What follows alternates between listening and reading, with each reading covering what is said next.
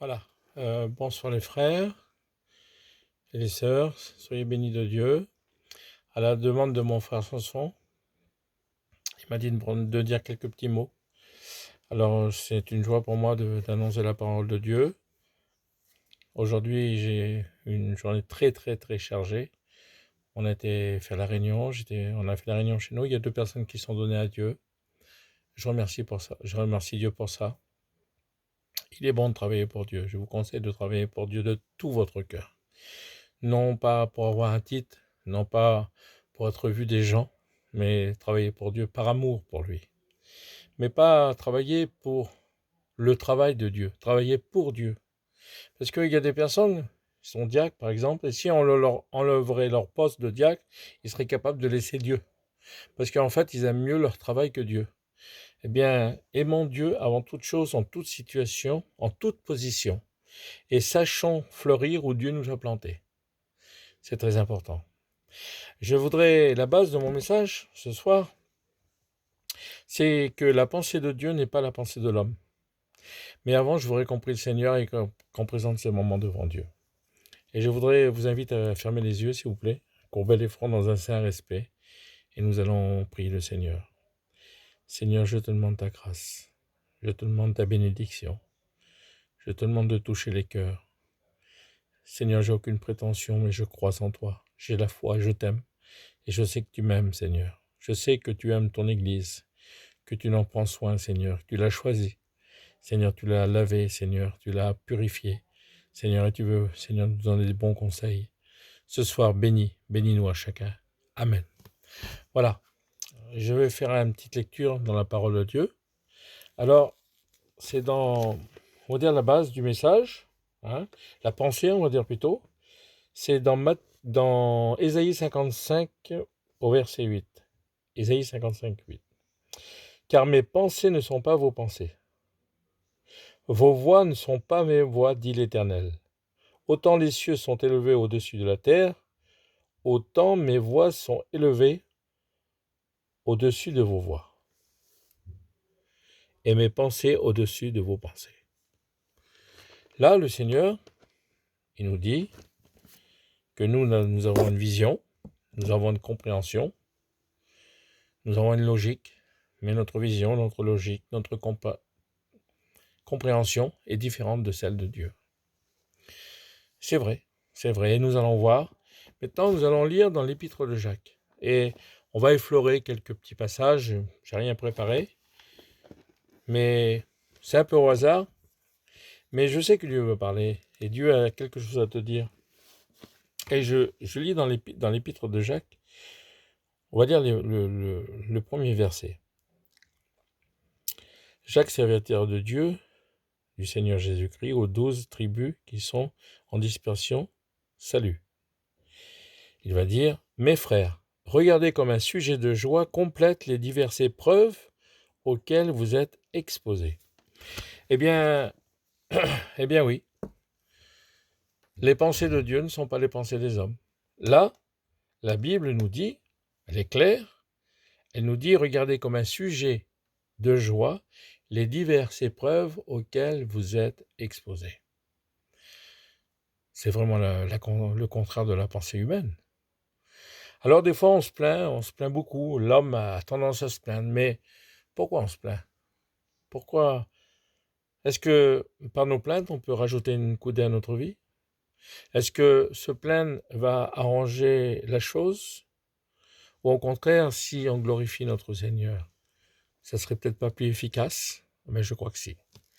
Eh bien, arrêtons-nous de plaindre, faisons confiance à Dieu et sachons qu'au-dessus de la vie terrestre, de nos embûches, de nos problèmes, de notre vent contraire, ce qui nous embête, eh bien, sachons au-dessus qu'on a un Dieu d'amour et c'est la providence de Dieu. Cette providence, eh bien, c'est Dieu qui nous aime et nous sommes ses enfants. Il nous a choisis, il nous a sauvés et il nous a mis à l'abri. Alors, si nous avons des petits bobos, eh bien, que nous puissions le glorifier et puis voir ces petits bobos, eh bien, qui ne sont même pas encore des épreuves, eh bien, mais quand nous passons par des épreuves, eh bien, auxquelles nous sommes exposés, eh bien nous pouvons, mes frères, regarder comme un sujet de joie. Quelle beauté, c'est incroyable. Hein. Que le frère de condition, donc au verset 9, que le frère aux conditions humbles se glorifie de son élévation. Alors le humble se glorifie de son élévation. Et un peu plus loin, que le riche, au contraire, se glorifie de son humiliation. Le riche, celui qui a de l'argent, celui qui est avantagé, eh bien se glorifie de son humiliation. Eh bien, c'est vraiment le contraire de la pensée humaine. Est-ce que vous pouvez faire plus contraire que ça, vous? Ben, moi, je vois pas. Eh bien, ce qui est contraire à la pensée, comme je me répète, je le dis, je continue, mes frères, ne vous inquiétez de rien. Le vent souffle trop fort, eh bien, avance quand même. La pluie tombe trop fort, avance quand même. Les vagues sont là, elles nous font peur. On voit des problèmes autour de nous. On dit qu'on ne va pas s'en sortir, comme les disciples dans la barque. Ils ont eu peur. Eh bien, quand Jésus est là, est-ce que vous croyez que Jésus est là? Oui, il est là, le bon Seigneur. J'ai pas beaucoup de batterie. Je continue.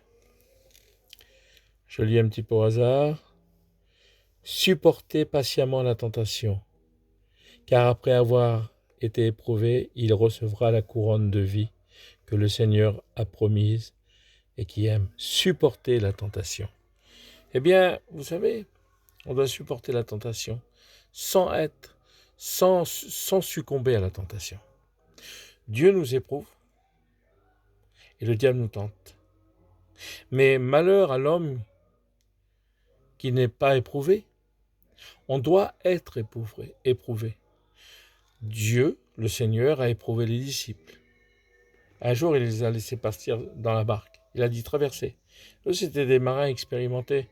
Ils savaient qu'il ne fallait pas traverser parce qu'il allait y avoir une tempête. Mais ils ont écouté Jésus.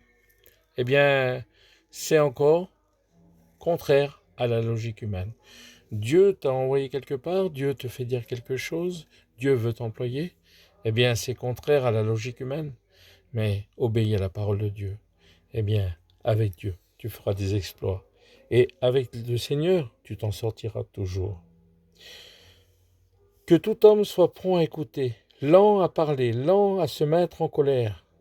Seigneur, la colère de l'homme n'accomplit pas la volonté de Dieu. C'est pourquoi, jetant toute souillure et tout débordement de méchanceté, recevez avec douceur et parole les paroles qui ont été plantées en vous et qui peuvent sauver vos âmes. Mettez en pratique la parole et ne vous bornez pas à l'écouter. Voilà, je vais finir là pour vous dire que, mes frères, convertissez votre colère en tristesse. Quand une action vient toucher nos cœurs, et si on se met en colère, croyez-vous que c'est la gloire du Seigneur? Qu'est-ce qu'on est? On est ce qu'on fait. Ce qu'on fait, c'est ce qu'on est. Ce qu'on pense, c'est ce qu'on va faire. Et ce qu'on va faire, c'est ce qu'on devient. Vous vous mettez en colère, ben vous êtes des colériques. Mais si vous êtes patient, vous êtes dans la voie du Seigneur. Vous avez la foi? Merci Seigneur. Mais que votre attitude correspond avec la foi que vous avez. La parole, on peut l'ouvrir n'importe où, n'importe quel passage. Elle nous donne que des conseils. Il est dit du Seigneur Jésus qu'il était doux et humble de cœur. Alors, soyons doux et humbles de cœur. Soyons patients. Soyons à l'image de notre Seigneur. Que puissions être des hommes faits à la stature du Christ. Que Dieu vous bénisse. Seigneur, je veux te remercier, te louer, te bénir. Merci, Seigneur, pour tout ce que tu nous accordes. Bénis ceux qui écoutent ta parole, qu'ils puissent comprendre, Seigneur, à marcher de sanctification en sanctification, de grandir, Seigneur, et de bannir toute la colère, toute la méchanceté, Seigneur, toute la jalousie, tout ce qui ne te glorifie pas, Seigneur, et que tout ce qui est vertueux, Seigneur, tout ce qui est digne de louange, soit l'objet de nos pensées. Soyez bénis. Amen. Merci les frères et les sœurs.